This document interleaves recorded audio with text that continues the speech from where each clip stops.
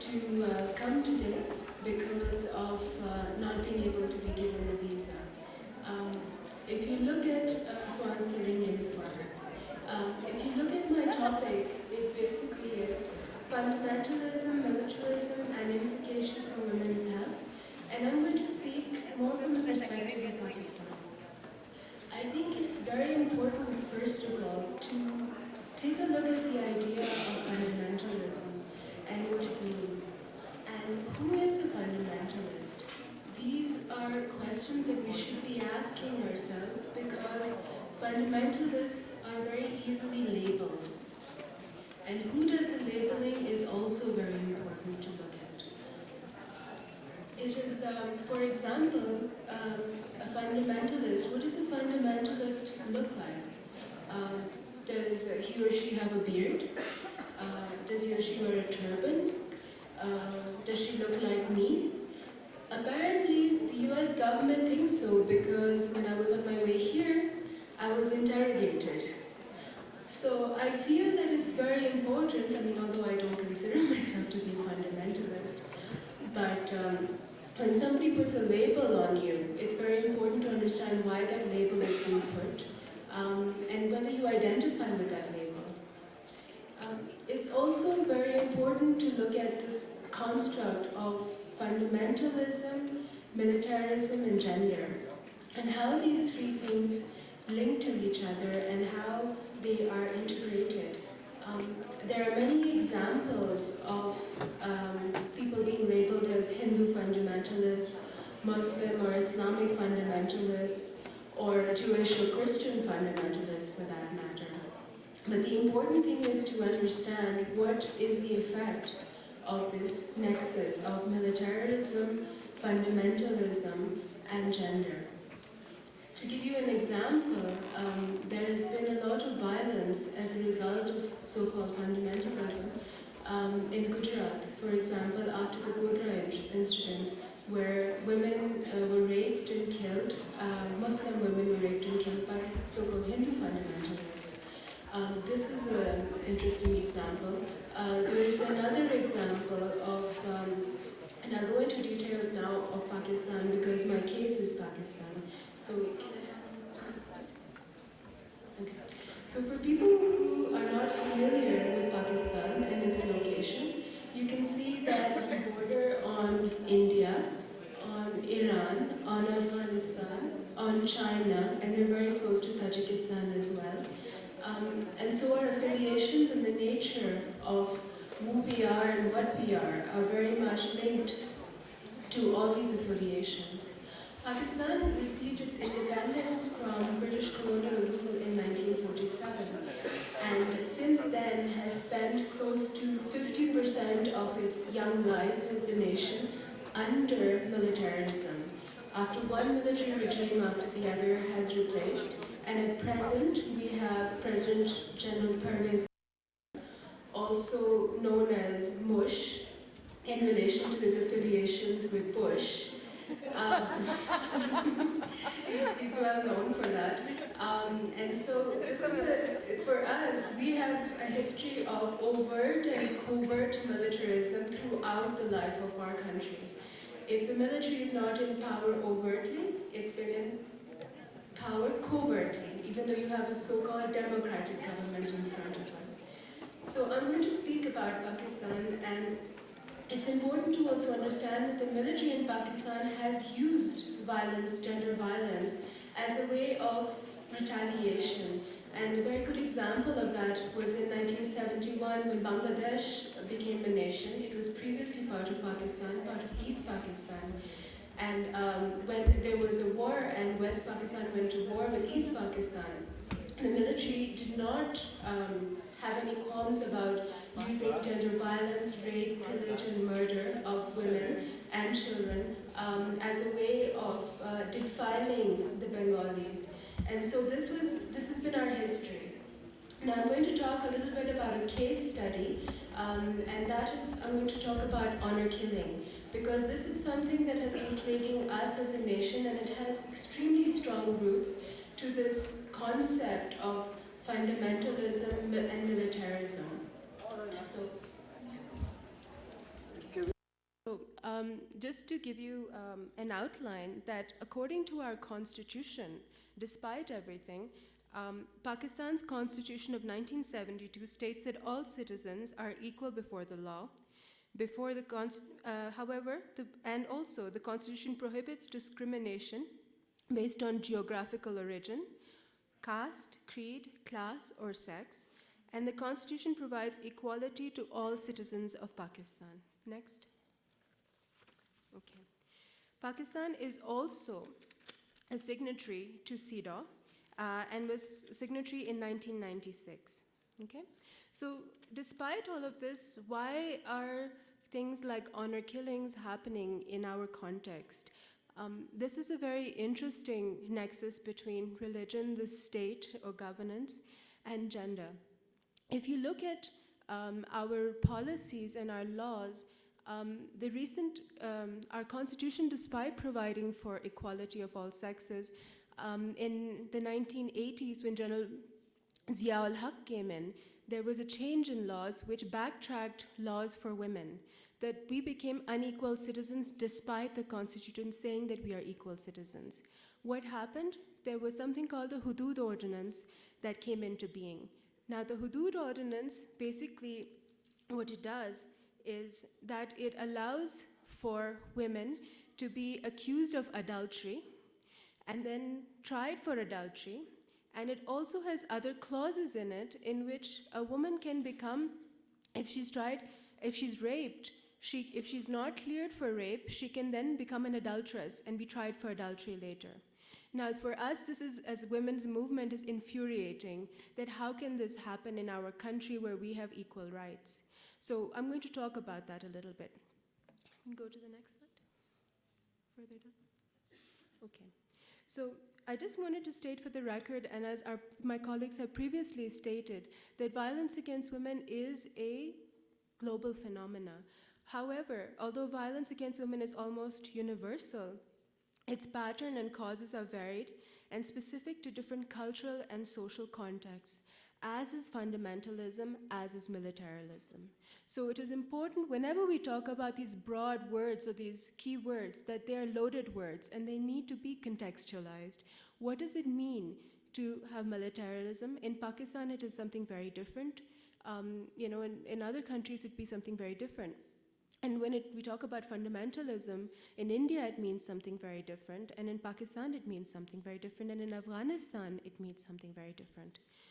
So unfortunately, each society has developed sinister mechanisms that legitimize, obscure, and deny, and therefore perpetuate violence. Even where a particular act of violence might be deplored, powerful institutions, the state, the family, normative systems that regulate gender relations, collude in maintaining the status quo. Next, please.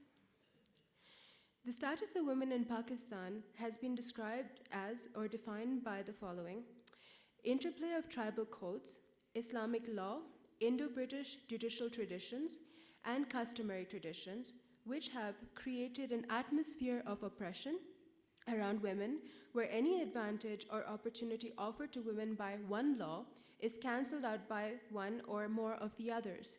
So you can see it's very confusing. Even though we are supposed to have equal rights, there are other systems in play that do not allow us to have these equal rights. Okay? Next.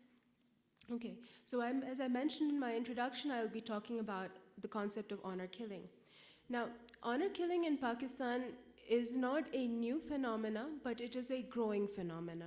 That means that it has been in place pre-Islamic even, and it continues to grow, and I'll talk a little bit about why. Now, there are different forms of this so-called honor killings, and I say this so-called honor killing because there is no honor in killing, okay?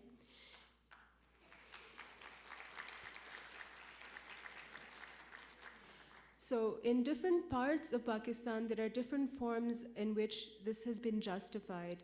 In the province of Sindh, it has been called Karo Kari. Karo meaning black, so Karo is the masculine black, and Kari the feminine black. In other parts, it's called Walwar. There's also parts in Balochistan where it's given a different name. There's also the tradition of Vatta Satta, which is basically if I marry into your family and my sister goes to your family, then your brother goes to my family. Okay? So this is another tradition. And so if one person is treated badly or any violent act happens in one family, the other person who has gone to the other family also suffers. So, next slide, please. So just to give you an example here, under the so-called Islamic legislation enacted by General Zia-ul-Haq, and I say so-called because this is not an Islamic law, and that's why I want to bring about this focus of militarism and fundamentalism, because these are not Islamic concepts. These are ways in which religion has been manipulated for political agendas. And so again, I state that fundamentalism and militarism are so strongly linked because they are political agendas which manipulate the concept of religion. So under the legislation of General Zia-ul-Haq, Pakistan's Islamist military ruler in the 1980s, proven killers could seek or buy pardon from the victim's family under the Islamic principles of compromise. Next. Now, the Islamic principles of compromise are qisas and diyat. Qisas is roughly translated as an eye for an eye. That means if I hurt you, you have the right to hurt me. Or I can pay blood money, which is preferred. So for example, if somebody is murdered, I pay a certain amount in compensation. Okay? So the law has, next please. This law has remained essentially unchanged since then. It still exists. And observers say that it has been grossly misused and has contributed directly to an alarming increase in the practice of karokari, or the so-called honor killings. Next. So karokari is a tradition whereby a man can kill a woman. Now this is the extreme form. The first tradition is you can pay money for the act of karokari if you are deemed as a karo, or you can be excommunicated from your community or your village. And the extreme form of it is murder. So in the extreme form, when a man can kill a woman, claiming that she has brought dishonor to the family and still expect to be pardoned by her relatives. Okay? So there's never a question of a woman killing a man here. It's always a man killing a woman. Okay? And at times, one family can kill both a man and a woman. Okay? But the killing is done by a man always. Next, please. Okay. So honor killing so there are different forms of honor killing. This is one example, honor killing for choosing a marriage partner. Frequently, fathers bring charges of zina or unlawful sexual relations against their daughters who have married men of their choice, alleging that they are not validly married. But even when such complaints are before the courts, some men resort to private justice. Now, this is an example. According to the local press, Sheher Banu was murdered outside a court in Peshawar. Peshawar is in a northwestern frontier province. She had earlier eloped with a man she wanted to marry, but was arrested on charges of zina, which is adultery. On 6th of August 1997, she emerged from the police guard from the courtroom after submitting her bail application. Her brother shot her dead. Okay. Next, please. Honor killing for rape. In March 1999, a 16-year-old girl, Lal Jamila Mandokal, was reportedly raped several times by a junior clerk of the local government Department of Agriculture in a hotel in Paranchanar, northwestern frontier province. The girl's uncle filed a complaint about the incident with the police, who took the accused into protective custody but handed over the girl to her tribe, the Mazazi, in Karam Agency. A jirga, which is a traditional form of decision-making body of Pathan tribesmen, decided that she had brought shame to her tribe and that the honor could only be restored by her death. She was shot dead in front of a tribal gathering. Okay? So all of these incidents did not happen without the collusion of the authorities. The authorities are very much involved in it, and considering we have a military government, the military is very much involved in this process. Honor killing a woman seeking divorce. Next, please. Okay. On 6th of April 1999, a 9-year-old Saima Sarwar, a mother of 2 young sons, was shot dead in her lawyer's office in Lahore. Guess who did the murdering? It was her husband's mother. She was basically murdered with the collusion of her mother. So in the 10 years of her marriage, Saima had suffered high levels of domestic violence, and in 1995, she returned to her family home after her husband had thrown her out down some stairs when she was pregnant. Okay? So, just go on. So when I talked about the fact that honor killing is spreading, the reason it's spreading, and according to a lot of the studies that have taken place, is that people have begun to see that honor killing has been used as an excuse to let people off when murder takes place. So what they're now doing is they're using this concept for every reason. For example, if they want somebody's property, they will say that my honor was at stake and you had an adulterous relationship, and so therefore you should be murdered or killed so that I can get your property. Okay? It's being used to settle feuds. A lot of times there's a tribal feud, and so one person is murdered in one community, another person is murdered in another community, and that is also considered to be an honor killing. To increase one's income, this is very common, and it's spread from the northern part of the province of Sindh to the southern part, where Karokari never happened before, because there is a high level of poverty and people have decided that this is one way where we can increase our income. So they murder, and when there's a settlement to take place, that's when they get the money. Okay?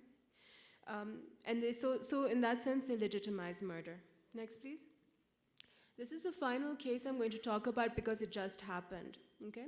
It's June 22nd, and Mukhtar Mai, aged 30, is gang raped allegedly by orders of a village council in the southern village of Mirwala in Pakistan. Now, this case is right now going on in Pakistan, and I'm here to ask you for your support on this. She was gang raped because it was said that a younger brother who was 12 years old had somehow shamed the other community, who were the Mastois. And they basically said that in their jirga, 4 men should go and rape Mukhtar Mai, and they did that. And they were then let off by the High Court. What happened after that is that now the Supreme Court has, because of the international pressure, has actually taken up the case, and we're still waiting for a verdict on it. Okay? So, next. So government and independent researchers estimate that over 4,000 women have fallen victim to this practice in Pakistan over the last 6 years. This is the Amnesty International report, which is available on the website. Sorry, how much time do I have? Finished?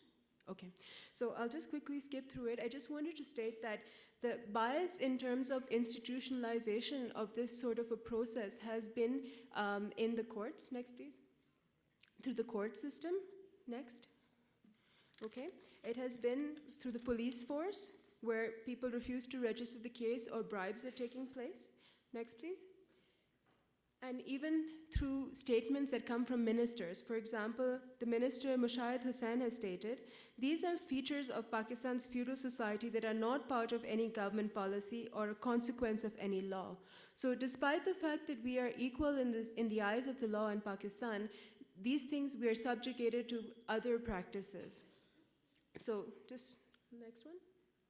Okay, so just in conclusion, I wanted to state that Pakistan has last year moved, in December last year, had something called an honor killing bill that has come up, in which we have declared that honor killing on its own is supposed to be illegal.